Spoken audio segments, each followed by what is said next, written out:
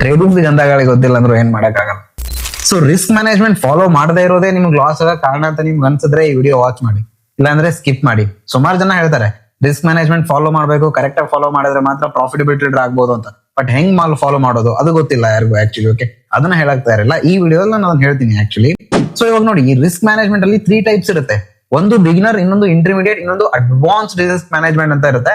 0.5% risk ಎಲ್ಲ ತಗೊಳ್ಳೋದಿರುತ್ತೆ per day per trade ಅಲ್ಲಿ. ಅದರಲ್ಲಿ more than 10 lakh, more than 5 lakh ಇದ್ರೆ ಅದನ್ನ ನೀವು ಫಾಲೋ ಮಾಡಬಹುದು.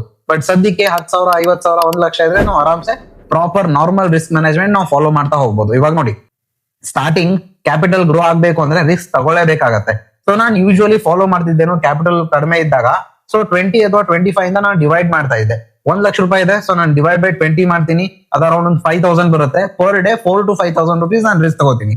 ಸೊ ದಿನಕ್ಕೆ 2 ರಿಂದ 3 ಟ್ರೇಡ್ ಮಾಡ್ತೀನಿ, ಅಥವಾ 4 ರಿಂದ 4 ಟ್ರೇಡ್ ಮಾಡ್ತೀನಿ ಅಂತ ತಿಳ್ಕೊಳ್ಳಿ. ಪ್ರತಿ ಟ್ರೇಡ್ ಅಲ್ಲೂ 1% ರಿಸ್ಕ್ ತಗೋತೀನಿ. ಪ್ರಾಪರ್ ಆಗಿ 1:2 ಅಥವಾ 1:3 risk to reward ratio follow ಮಾಡ್ತೀನಿ. ಓಕೆ, ಸೊ ಹೋದ್ರೆ ಕಂಪ್ಲೀಟ್ಲಿ 4% ಹೋಗ್ಲಿ, ಬಂದ್ರೆ ಅಟ್ ಲೀಸ್ಟ್ 6 ರಿಂದ 8% ಬರ್ಲಿ. So this is how risk management works actually. So ನಿಮಗೆ ಇದಕ್ಕೆ ಮೊದಲು ಸ್ಟ್ರಾಟಜಿ ನೀವು ಪಿಕಪ್ ಮಾಡಬೇಕು. ಯೂಟ್ಯೂಬ್ ನೋಡಿ, ವಿಡಿಯೋಸ್ ನೋಡಿ, 10 ರಿಂದ 15 ಸ್ಟ್ರಾಟಜಿ ನೋಟ್ ಡೌನ್ ಮಾಡ್ಕೊಂಡ್ಬಿಟ್ಟು ಪ್ರತಿದಿನ ಒಂದೊಂದು ಫಾಲೋ ಮಾಡ್ತೀನಿ. ಯಾವ್ದಾದ್ರು ಒಂದ್ರಲ್ಲಿ ನಮ್ಗೆ ಪ್ರಾಫಿಟ್ ಸಿಗುತ್ತೆ ಅಂದ್ರೆ ಆಗಲ್ಲ ಆಕ್ಚುಲಿ. ಓಕೆ, ಯಾವ್ದಾದ್ರು ಒಂದ್ ಸ್ಟ್ರಾಟಜಿ ಸೆಲೆಕ್ಟ್ ಮಾಡಿ and risk management rule apply ಮಾಡಿ. 20 days ಅಥವಾ 25 days ಅಥವಾ ರಿಸ್ಕ್ ಪರ್ ಡೇ ನಿಮ್ಗೆ ಬೇಕು, ಅಥವಾ ರಿಸ್ಕ್ ಪರ್ ಟ್ರೇಡ್ ಬೇಕು ಅಂದ್ರೆ ಅದು 1% ಆಗುತ್ತೆ. ರಿಸ್ಕ್ ಪರ್ ಡೇ 3 to 4% ಆಗುತ್ತೆ ಸ್ಟಾರ್ಟಿಂಗ್ ಅಲ್ಲಿ. ಸೊ 10,000 ಅಥವಾ 20,000 ಸ್ಟಾರ್ಟ್ ಮಾಡಿ. ಕಂಪ್ಲೀಟ್ಲಿ 1 ಲಕ್ಷದಿಂದ ಸ್ಟಾರ್ಟ್ ಮಾಡೋ ಅವಶ್ಯಕತೆ ಇಲ್ಲ.